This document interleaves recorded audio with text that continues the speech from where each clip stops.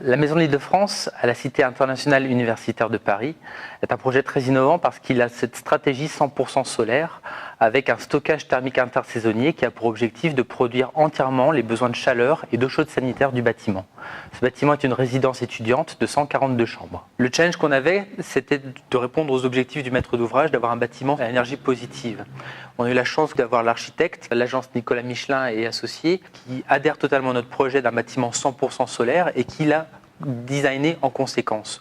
On a aussi la chance que le site soit exposé, donc totalement accessible au soleil. 100% solaire thermique sur ce bâtiment, qu'est-ce que ça veut dire? C'est-à-dire que le bâtiment produit autant de chaleur que ce qu'il consomme sur l'année. Il n'y a pas d'outil de calcul qui existe pour modéliser cela, et donc nous avons dû mettre en place, créer en interne un outil de calcul Excel pour regarder heure par heure sur l'année quelle était la quantité d'énergie solaire thermique qui pouvait être produite et mettre en face les besoins thermiques du bâtiment de chauffage et de chaude sanitaire. Pendant les phases de conception qui ont été pas évidentes certaines fois parce qu'on était beaucoup challengés par la cité universitaire, on s'est rapproché d'acteurs comme la Case Énergie, qui est un acteur donc reconnu sur la thématique solaire, pour nous aider dans la conception et atteindre les objectifs zéro énergie du bâtiment.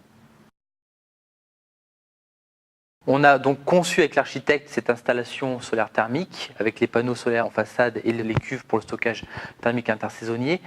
La particularité de cette maison, c'est qu'on a donc deux cuves conséquentes de 78 mètres cubes chacune. Elles font 5 étages de hauteur qui ont pour objectif de stocker toute la chaleur produite par les panneaux solaires en été.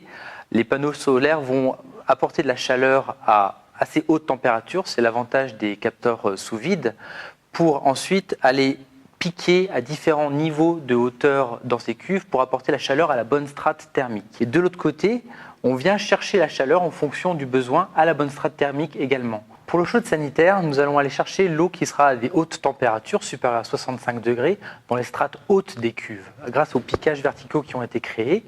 Et pour le chauffage, nous allons chercher plutôt dans la partie basse de la cuve, où l'eau sera à des températures de l'ordre de 45 degrés. C'est ça qui nous permet d'optimiser le stockage intersaisonnier dans ces cuves, mais aussi de maximiser le rendement des panneaux solaires thermiques, car on vient aussi prendre à chaque fois l'eau à la température la plus basse pour la ramener dans les capteurs.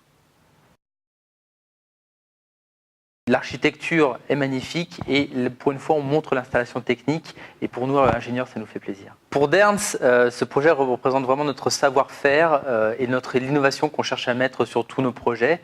C'est le plus emblématique qu'on a en France à ce jour. Moi personnellement, on va dire que ce projet symbolise le condensé de tout le savoir-faire, de ce que j'ai pu étudier, de ce que j'ai appris pendant mes années d'expérience. Si j'avais un conseil pour que ce bâtiment atteigne ses objectifs en exploitation, c'est vraiment que les étudiants adhèrent au concept environnemental et énergétique qui a fait ce bâtiment tel qu'il est maintenant.